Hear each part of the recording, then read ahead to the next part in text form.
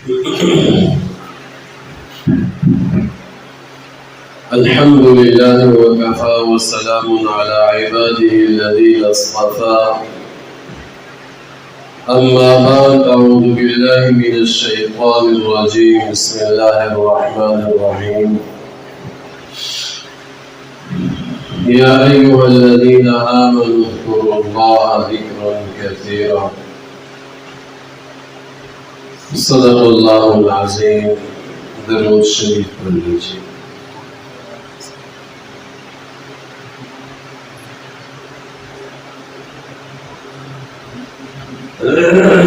میرے معزز سامعین،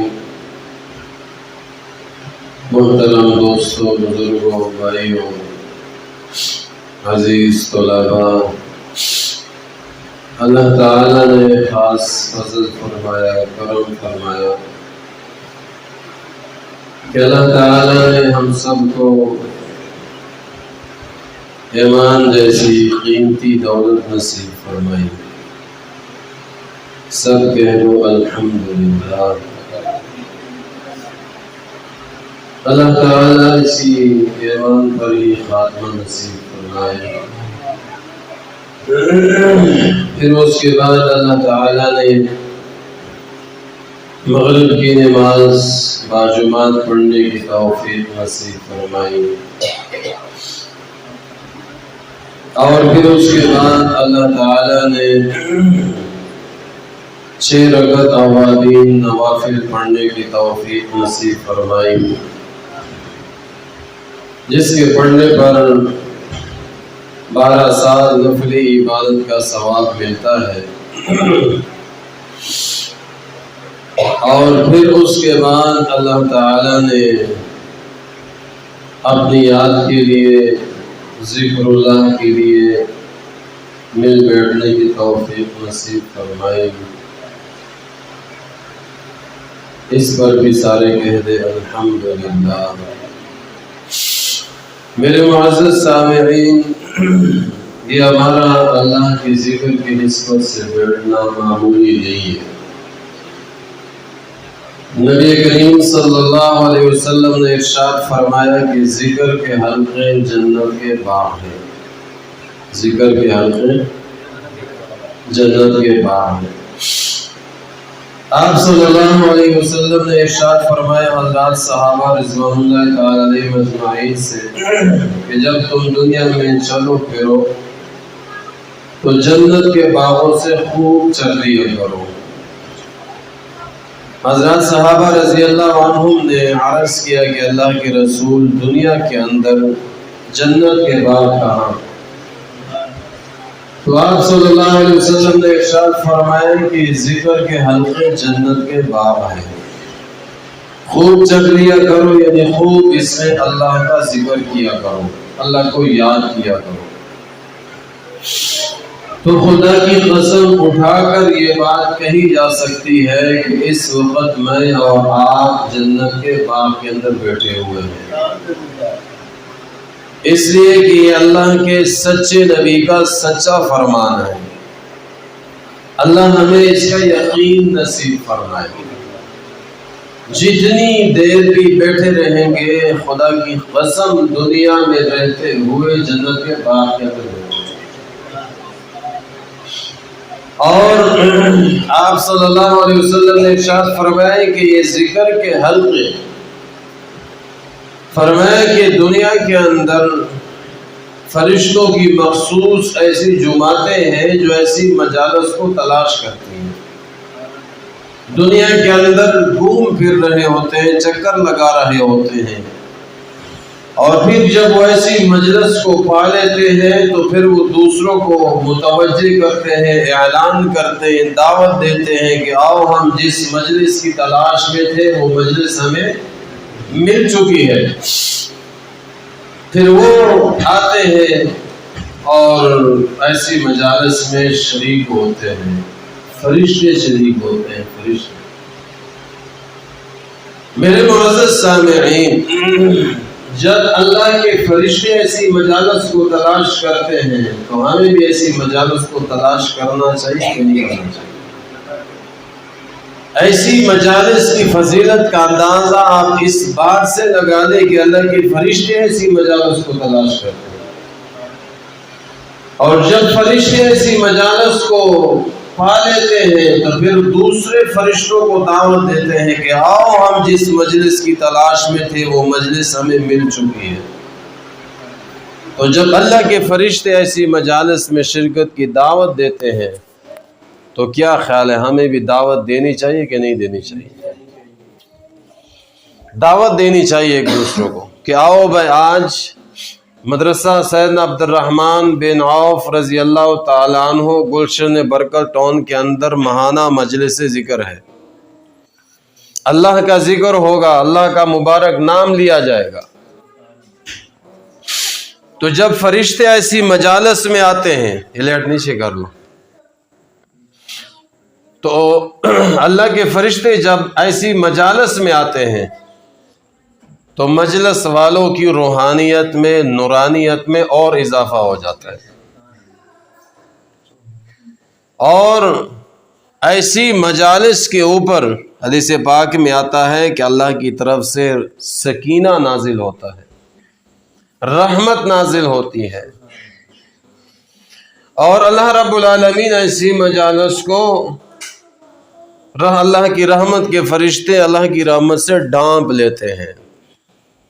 تو اس لیے ایسی مجالس میں آنا معمولی نہیں ہے، تو اس لیے جب بھی ایسی مجالس میں شرکت کا موقع ملے تو اس کی قدر کرنی چاہیے، شرکت کرنی چاہیے، اور جب ایسی مجالس میں ہم چلے جائیں تو انتہائی ادب و احترام کے ساتھ بیٹھنا چاہیے، اس لیے کہ یہ عام مجلس نہیں ہے، یہ ذکر اللہ کی مجلس ہے، یہ اللہ کے ذکر کی مجلس ہے، اس میں انتہائی خاموشی کے ساتھ ادب و احترام کے ساتھ بیٹھ جائے، مختصر وقت کے لیے تو مجلس ہوتی۔ تو میرے معزز سامعین، یہ وہ مجالس ہے جس سے انسان کے ایمان میں، انسان کے دین میں، انسان کے تقوی میں ترقی نصیب ہوتی ہے، انسان کو ترقی حاصل ہوتی ہے، انسانیت کی روحانیت میں اضافہ ہوتا ہے، اور ایسی مجالس میں شرکت سے دلوں کی آبیاری ہوتی ہے، اور یہ اللہ کا ذکر روح کی غذا ہے، روح کی، جس طرح جسم کی غذا ہے، جسمانی غذا، ہم صبح ناشتہ کرتے ہیں، دوپہر کھانا کھاتے ہیں، پھر رات کو کھانا کھاتے ہیں، ایک وقت کھانا مس ہو جائے تو ہماری حالت بے چین ہو جاتی ہے، بلکہ ایک وقت میں جس کی چائے مس ہو جائے وہ بھی بے چین ہو جاتا ہے کہ یار چائے نہیں ملی، اس میں لیٹ ہو، تاخیر ہو۔ تو میرے معزز سامعین، آج ہمارا دل بے چین ہے، چھوٹا بھی پریشان، بڑا بھی پریشان، والدین بھی پریشان، اولاد بھی پریشان، مزدور بھی پریشان، ملازم بھی پریشان، افسر بھی پریشان، وزیر بھی پریشان، وزیر اعظم بھی پریشان، وزیر اعلیٰ بھی پریشان، سارے پریشان، بے چین ہیں۔ اس لیے پریشان ہے کہ روح کو اپنی مطلوبہ خوراک غذا نہیں مل رہی، اور روح کی غذا کیا ہے؟ اللہ کا ذکر ہے۔ تو جب اللہ کا ذکر نہیں کریں گے، اللہ کو یاد نہیں کریں گے، روح کو جب روح کی غذا نہیں ملے گی تو سکون کیسے ملے گا، چین کیسے؟ میرے معزز صاحب، قرآن میں اللہ فرماتے ہیں یا ایھا الذین آمنوا اذکروا اللہ ذکرا کثیرا، اے ایمان والو کثرت کے ساتھ اللہ کا ذکر کرو، زیادہ سے زیادہ اللہ کو یاد کرو۔ اور حدیث پاک میں بھی آتا ہے کہ اللہ کا ذکر اتنا کرو کہ دیکھنے والا تمہیں پاگل اور مجنون کہے، ایسے ذکر کرو، اتنا ذکر کرو کہ دیکھنے والا کہے کہ یار یہ تو پاگل ہی ہو گیا، ایسے انداز میں اللہ کا ذکر کرو، اتنی کثرت کے ساتھ میرے معزز سامعین، آپ مجھے بتائیں کہ اللہ رب العالمین نے ہمیں جو نعمت عطا فرمائی ہے، ان نعمتوں کو ہم اگر گننا چاہے تو گن سکتے ہیں؟ وَإِن تَعُدُّوا نِعْمَةَ اللَّهِ لَا تُحْصُوهَا۔ اللہ رب العالمین خود قرآن مجید میں ارشاد فرماتے ہیں کہ تم میری نعمتوں کو شمار کرنا چاہو تو شمار نہیں کر سکتے۔ تو جس ذات کی ہمارے اوپر انگنت بے شمار کثیر تعداد میں نعمتیں ہیں، تو کیا وہ ذات اس لائق نہیں کہ سب سے زیادہ اسی کو یاد کرے، کہ سب سے زیادہ اسی کا ذکر کیا؟ وہی ذات اسی لائق کہ سب سے زیادہ اسی کو یاد کرے۔ تو میرے معزز سامعین، اب میں اور آپ اپنا جائزہ لیں کہ ہمارا زیادہ تر وقت کس کام میں گزرتا ہے؟ اللہ کی یاد میں، اللہ کے ذکر میں، یا دنیا کے تذکروں میں؟ تو جس چیز کا ذکر زیادہ ہوگا اس کی محبت دل کے اندر آئے گی۔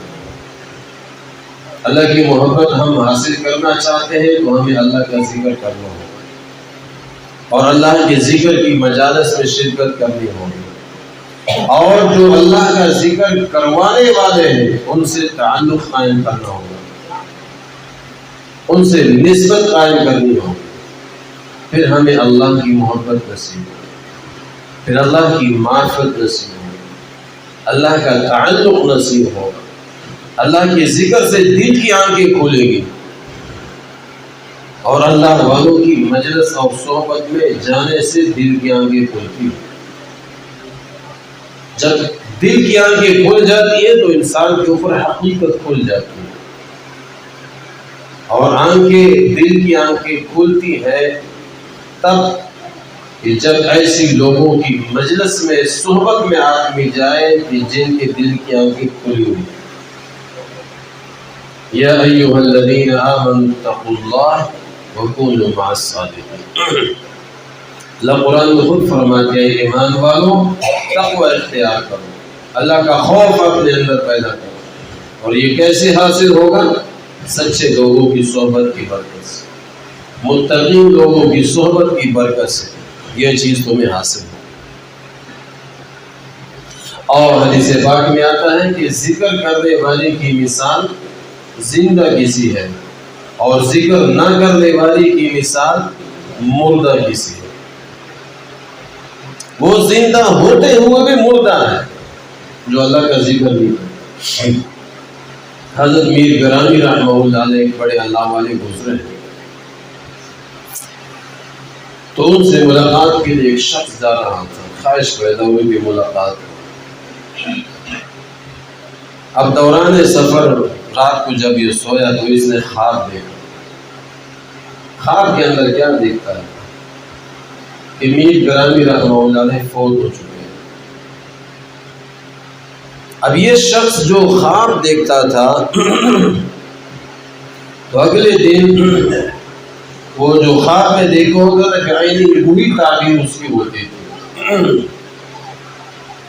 اب یہ پریشان ہو گئے کہ جس بزرگ کو میں ملنے جا رہا ہوں وہ تو فوت ہو گئے، انتقال کر گئے، سفر کا کیا فائدہ؟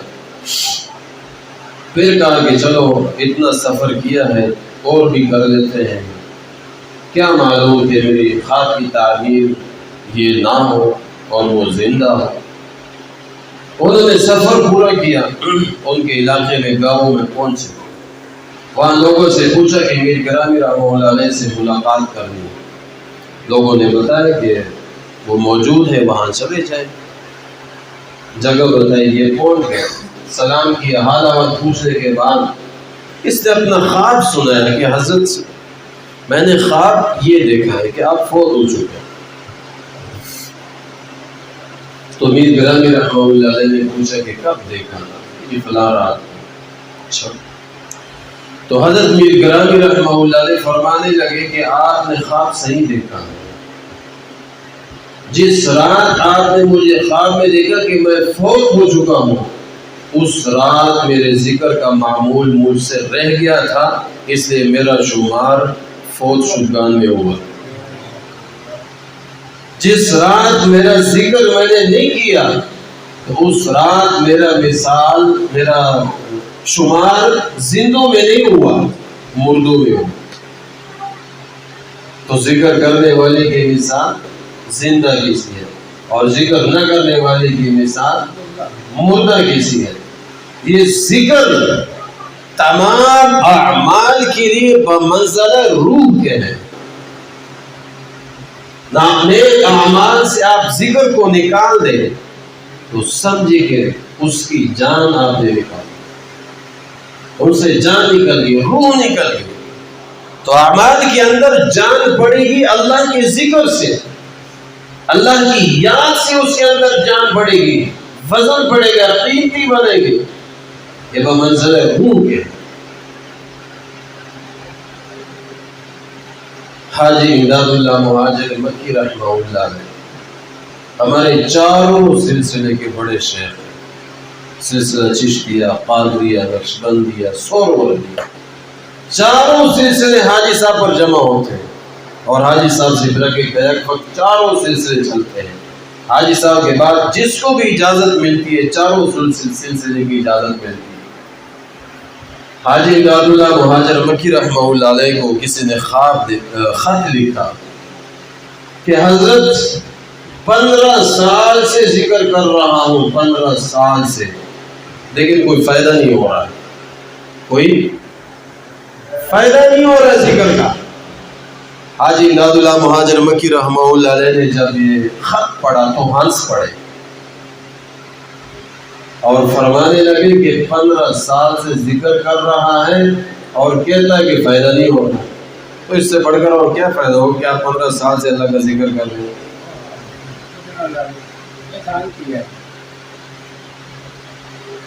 ایک نادان صوفی تھا، ذکر کیا کرتا تھا. ایک دفعہ شیطان نے اس کے دل کے اندر غلط وسوسہ ڈالا اور کہہ دیا کہ اتنے عرصے سے آپ اللہ کو یاد کر رہے ہو، اللہ کا ذکر کر رہے ہو، تو اللہ کی طرف سے تو کبھی جواب آیا ہی نہیں ہے، کیا فائدہ ذکر کا. اس نے ذکر کرنا چھوڑ دیا. خواب کے اندر خضر علیہ السلام کی ملاقات ہوئی زیارت. خضر علیہ السلام نے اس سے فرمایا کہ آپ نے ذکر کیوں چھوڑ دیا؟ اس نے کہا فائدہ ہی کوئی نہیں، کوئی اللہ کی طرف سے جواب نہیں ہے. تو خضر علیہ السلام نے فرمایا کہ اللہ کا ذکر کرنا، ایک دفعہ اللہ آپ نے کہہ دیا، اس کے بعد دوسری دفعہ اللہ کہنا، تو پہلا قبول ہوا، دوسری کی توفیق ملی آپ کو. پہلی دفعہ آپ نے اللہ کو پکارا تو اللہ کی طرف سے لبیک کا جواب آیا، تو دوسری دفعہ اللہ کی توفیق ملی آپ کو. اس کا اچھا بات سمجھ میں آ گئی اور اس نے دوبارہ ذکر شروع کر دیا. تو اس قسم کی باتیں شیطان دماغ کے اندر ڈالتا ہے کہ تاکہ اس کو کیا کیا جائے، ذکر سے ہٹا. امام ربانی حضرت مولانا رشید احمد گنگوہی رحمہ اللہ علیہ اخیر عمر میں جب ان کی ساری آنکھوں کی بینائی چلی گئی، کمرے میں بیٹھے ہوئے تھے. آپ کے خادم خاص حضرت مولانا یحییٰ کاندھلی رحمہ اللہ علیہ ان سے فرمانے لگے کہ کمرہ کا دروازہ بند کرو، کنڈی لگا. بند کیا. حضرت نے پوچھا کہ اس کمرے میں خاص لوگ اپنے ہی بیٹھے ہیں، کوئی اور تو نہیں ہے؟ بتایا کہ نہیں، اور کوئی نہیں ہے، اپنے ہی خاص لوگ بیٹھے. اصرار بار بار پوچھا. جب اطمینان ہوا تو فرمانے لگے ایک بات بتائیں کہ اللہ کا ذکر کتنی ہی غفلت سے کیوں نہ کیا جائے، اثر کیے بغیر نہیں رہتا، اثر کیے بغیر نہیں رہتا. چاہے کتنا ہی غفلت سے اللہ کو یاد کیوں نہ کیا جائے، وہ اپنا اثر ضرور دیتا،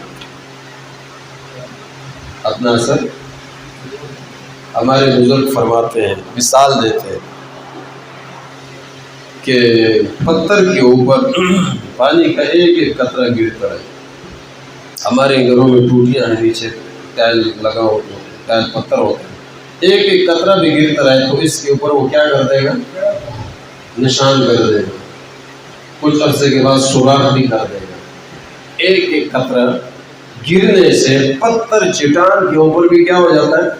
نشان پڑ جاتا ہے، سوراخ ہو جاتا ہے۔ اس کا اثر یہ ہوتا ہے، اور اگر جتنا پانی تھوڑا تھوڑا کر کے گرا ہے اتنا پانی جمع کر کے ایک ہی دفعہ ڈال دیا جائے تو اثر کرے گا؟ اس کو نہیں کرے گا۔ یہی مثال ہے کہ جو آدمی روزانہ ذکر کرتا ہے، چاہے تھوڑا کرتا ہے، اس کا اثر ہوتا ہے۔ اور ایک دو دن زیادہ ذکر کر لیا، اللہ کو یاد کر لیا، عبادت کر لی اور پھر چھوڑ دیا، اس کو کوئی فائدہ نہیں۔ آپ صلی اللہ علیہ وسلم نے بھی ارشاد فرمایا کہ اللہ کو وہ عمل پسند ہے جس پر دوام اختیار کیا جائے، اگر سے تھوڑا ہی کیوں نہ ہو۔ عمل روزانہ کرو، ہمیشہ کرو، اگر سے تھوڑا ہی کیوں نہ ہو۔ زیادہ نہیں ہوتا نہ کرو، جتنا آپ کے پاس وقت ہے جتنا کر سکتے ہو اتنا کرو، لیکن کیا کرو؟ روزانہ کرو، روزانہ، اس میں نہ بنا۔ تو میرے معزز سامعین، شیطان ہمارا کھلا کھلا دشمن ہے۔ استحوذ علیہم الشیطان فانساہم ذکر اللہ۔ شیطان جب انسان کے اوپر اپنا تسلط جما لیتا ہے، قبضہ کر لیتا ہے، تو سب سے پہلا کام شیطان کا کہ اللہ کی یاد سے غافل کر دیتا، اللہ کی یاد بلا دیتا ہے۔ اور جب اللہ کی یاد بلا دی تو کیا ہوگا؟ اولئک حزب الشیطان۔ قرآن کہتا ہے کہ اب یہ آدمی شیطان کا گروہ بن چکا ہے، یہ شیطانی پارٹی کا ممبر بن چکا ہے۔ الا ان حزب الشیطان، خبردار شیطان کے پارٹی کا آدمی هم الخاسرون، خسارے میں۔ جب دشمن کسی کے اوپر قبضہ کر لیتا ہے تو سب سے پہلے اسے قیمتی ہتھیار چھینتا ہے۔ شیطان ہمارا دشمن ہے، جب تسلط جماتا ہے تو سب سے پہلا کام وہ یہ کرتا ہے کہ انسان کے پاس جو اللہ کے ذکر کا قیمتی ہتھیار ہے وہ چھین لیتا ہے، اللہ کے ذکر سے اس کو غافل کرتا ہے۔ حدیث پاک میں آتا ہے کہ شیطان لمبی سونڈ کر کے دل پہ رکھے ہوتا ہے۔ جس دل کو اللہ کے ذکر سے غافل پاتا ہے تو اس کے اندر اپنے غلط وسوسے ڈالتا ہے، خیالات ڈالتا ہے، اپنا کام کرتا ہے، وار کرتا ہے، اور جو ذکر اللہ اللہ کر رہا ہو، اللہ کی یاد میں جو دل مشغول ہو، اس کے اوپر شیطان کا وار نہیں چلتا۔ اس دل میں شیطان وسوسہ نہیں ڈال سکتا، وسوسہ اندازی نہیں کر سکتا۔ تو اس لیے ذاکر ہو، اللہ کا ذکر کرو، صبح و شام 4 تسبیحات پابندی سے کیا کرو۔ پہلے کلمے کی تسبیح، تیسرے کلمے کی تسبیح، استغفار کی تسبیح اور درود شریف کی تسبیح۔ یہ 4 تسبیحات ہر آدمی، یہ مسنون تسبیحات چلتے پھرتے کیا کرو۔ اور یہاں پر جو ذکر کروایا جاتا ہے یہ ہر آدمی اپنے طور پہ نہ کیا کرے، اس لیے کہ یہ ذکر بالعلاج ہے، اور یہ معالج سے پوچھ کر سیکھ کر اس کی اجازت سے کیا جاتا ہے۔ اپنے طرف سے خود کرو گے نقصان ہوگا۔ کیا ہوگا؟ نقصان۔ تو کسی اللہ والے سے بیعت کر کے، نسبت قائم کر کے، اس سے پوچھ کر سیکھ کر پھر کرنا۔ یہ ترغیب کے لیے ذکر ہوتا ہے، تعلیم کے لیے ہوتا ہے، شوق کے لیے ہوتا ہے کہ ہمارے اندر ذکر کا شوق پیدا ہو جائے، ہمارے اندر رغبت پیدا ہو جائے، اور پھر ہم کسی اللہ والے سے تعلق قائم کر کے، بیعت کر کے، سیکھ کر پوچھ کر پھر اللہ کا ذکر۔ جس طرح جسمانی بیماریوں کے علاج کے لیے ہم ڈاکٹر کے پاس جاتے ہیں علاج کے لیے، ان سے علاج کرواتے ہیں، ان سے دوائی لیتے ہیں، وہ بتاتے ہیں، وہ علاج بھی کرتے ہیں، دوائیاں بھی دیتے ہیں اور پرہیز بھی بتاتے ہیں، تو روحانی بیماریوں کے علاج کے لیے بھی روحانی ڈاکٹر، روحانی معالج ہیں، ان کے پاس جانا ہے، اپنے آپ کو ان کی سبورت کرنا ہے، اور پھر ان سے ہم نے روحانی طور پر اپنا علاج کروانا ہے۔ وہ آپ کو بتائیں گے، وہ آپ کا علاج کریں گے۔ مفتی اعظم پاکستان المفتی محمد شفیع صاحب رحمہ اللہ علیہ، ان کی مجلس میں ایک آدمی آیا کرتا تھا، وہ آدمی آنے والے لوگوں کی جوتیاں سیدھی کیا کرتا تھا۔ حضرت نے دیکھا تو منع کر دیا، میں آپ کیوں کرتے ہو؟ اس لیے کرتا ہوں کہ تاکہ میرے اندر عاجزی آ جائے۔ کیا آ جائے؟ اب حضرت نے منع فرما دیا۔ اب بظاہر میں تو یہ کام، اس کے اندر بڑی تواضع ہے، عاجزی ہے۔ اللہ کے نبی نے فرمایا من تواضع للہ رفعہ اللہ، جس نے اللہ کے لیے تواضع و عاجزی اختیار کی، اللہ اس کو بلند کرتے ہیں، عزت عطا فرماتے ہیں۔ اب بظاہر تو اس میں بڑی عاجزی ہے کہ دیکھو یہ آدمی لوگوں کی جوتیاں سیدھی کر رہا ہے۔ اب حضرت اللہ والے تھے، روحانی معالج تھے، دل کی آنکھیں کھلی ہوئی تھی، فرمانے لگے کہ اس کی اس عاجزی میں بھی ریاکاری ہے، دکھلاوا ہے، تاکہ دیکھنے والے یہ کہے کہ اس کے اندر بڑی عاجزی ہے۔ اب اس مرض کا پتہ کس کو چلا؟ روحانی معالج، عام نہیں پتہ چلا۔ جس طرح جسمانی بیماریاں اس کئی قسمیں ہیں، عام ڈاکٹروں کو بعض اوقات بیماری کا پتہ چل جاتا ہے، اور جب نہیں پتہ چلتا تو ڈاکٹر لکھ دیتے ہیں کہ جی کیا کرواؤ، رپورٹ کروا کے آؤ، ایکس رے کروا کے آؤ، سی ٹی اسکین کروا کے آؤ، تاکہ مرض کی تشخیص ہو جائے مرض کیا ہے۔ پھر اس کے بعد دوائی اور علاج کو نسخہ جو ہے نا وہ دیتے ہیں۔ تو اس طریقے سے میرے بھائیوں، ایک ہماری ظاہری آنکھ ہے اور ایک دل کی آنکھ ہے۔ ظاہری آنکھیں ظاہری چیزوں کو دیکھتی ہیں، اور دل کی آنکھیں اندر کی چیزوں کو دیکھتی ہیں۔ ایکسرا ظاہر کی تصویر لیتا ہے، نہ ایکسرا اندر کی ہڈی بتاتا ہے کہ ہڈی ٹوٹی ہوئی کہ نہیں ٹوٹی ہوئی۔ موبائل کا کیمرہ ظاہری تصویر کھینچتا ہے۔ تو اس طریقے سے کہ ہماری ظاہری کیمرہ ہے، دل کی آنکھیں ہیں، اور ایک دل کی آنکھیں ہیں۔ تو میرے بھائیو، اصل میں یہ دل کی آنکھیں ہیں کہ یہ دل کی آنکھیں کھول جائیں، یہ اللہ کے ذکر سے کھول جائے، ذکر اللہ کی مجالس اور اللہ کی صحبت کی برکت سے دل کی آنکھیں کھلے۔ اور میرے معزز سامعین، قرآن میں اللہ کیا فرماتے ہیں؟ ان فی خلق السماوات والارض واختلاف اللیل والنہار لآیات لأولی الالباب، بے شک آسمان و زمین کے پیدا کرنے میں عقل مند لوگوں کے لیے نشانیاں ہیں۔ ان لوگوں کے لیے، اب عقل مند لوگ کون ہیں؟ ان کی نشانی کیا ہے، پہچان کیا ہے؟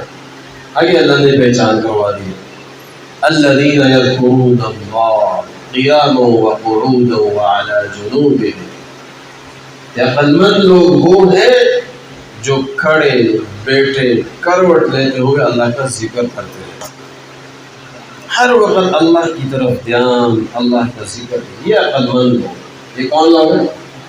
عقل مند لوگ۔ یہ اللہ کے قرآن نے کہا، یہ اللہ نے خود فرمایا۔ اللہ مجھے بھی اور آپ کو بھی ان عقل مندوں میں شامل فرمائے۔ آج تو دنیا والے اس کو کہتے ہیں کہ جی جس کے پاس پیسہ زیادہ ہو، جس کا کاروبار ہو، فیکٹریاں ہو، ملیں ہو، گاڑیاں ہو، یا جو بڑے ہوتے ہیں اور منصب پر ہو، کہتے ہیں بڑا عقل مند دانا آدمی۔ اللہ نے فرمایا عقل مند دانا آدمی وہ ہے جو اللہ کو یاد کرنے والا ہے، اور فرمایا فاذکرونی اذکرکم، جب تم مجھے یاد کرتے ہو تو میں تمہیں یاد کرتا ہوں۔ ابو عثمان نہدی رحمہ اللہ علیہ فرماتے ہیں کہ جب اللہ مجھے یاد کرتا ہے تو مجھے پتہ چل جاتا ہے۔ لوگوں نے کہا آپ کو کیسے پتہ چل جاتا ہے؟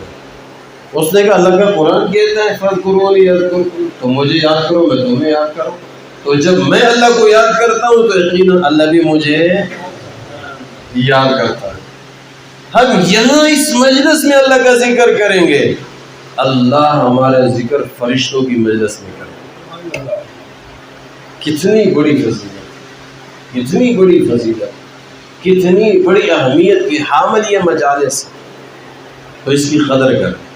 کتنا بڑا گلشن برکت کون ہے، اور تعداد دیکھو یہاں کتنی ہے. بچے جاتے ہیں گھر گھر جا کے دعوت دے کے آتے ہیں مجلس، ہر دفعہ مجلس ذکر کی دعوت دے کے آتے ہیں. نہیں جاتے؟ گھر گھر جاتے ہیں. پھر موبائل کے ذریعے سے بھی دعوت پہنچائی جاتی ہے. سینہ بسینہ بھی جو ملتے ہیں ان کو دعوت دی جاتی ہے کہ آؤ بھائی مجلس ذکر ہے، اللہ کا ذکر. تعداد دیکھو کتنی. ہمارے اندر ذکر کا شوق کتنا ہے، دین کا شوق کتنا ہے، اللہ کو یاد کرنے کا شوق کتنا آپ کے ساتھ. ابھی یہاں اعلان کر دو کہ جناب مدرسہ سیدنا عبدالرحمن بن عوف میں 5,000 تقسیم ہو رہے فری. جگہ نہیں ملے گی. 1,000 کا بھی انعام ہو جائے. کیا خیال ہے؟ جان چھڑانی مشکل پڑ گئی. لیکن اللہ کے ذکر کے لیے ہمارے پاس ٹائم نہیں ہے. اللہ کو یاد کرنے کے لیے باقی سارے کاموں کے لیے ٹائم ہے، اللہ کے ذکر کے لیے ٹائم نہیں. بہانہ مجلس میں ہمارے لیے آدھا پونا گھنٹہ نکالنا مشکل ہو جائے. جتنے آئے ہیں سارے عزم کرو، آئندہ دعوت دیں گے ہم خود انشاءاللہ. اپنے ساتھ آتے ہوئے 2 لے کے آئیں گے. یہاں جگہ تنگ پڑ جائے، گرمی ایسی ہو کہ ہر آدمی کے اوپر پسینہ بہ رہا ہو، اور جب پسینے بہیں گے جگہ تنگ ہوگی پھر اللہ اس کو کھولے گا. پھر جگہ کھولے گی، اللہ اپنی بھی دے گا اور کشادہ جگہ بھی دے گا. طلب دکھاؤ اللہ کو. ہماری طلب میں مانگنے میں کمی، ہم مانگتے ہیں ٹھیک ہے چل رہا ہے. اللہ کہتے ٹھیک یہ اس پر خوش ہے، بس یہی ہی رکھو، ادھر ہی رکھو. بس ہم طلب دکھائیں کہ ہم دین چاہتے ہیں، اللہ کا یاد ذکر چاہتے ہیں. قدر کریں ایسی مجالس، ایسی جگہوں. اللہ اکبر. اللہ مجھے اور آپ کو عمل کی توفیق نصیب. وآخر دعوانا ان الحمد للہ رب العالمین.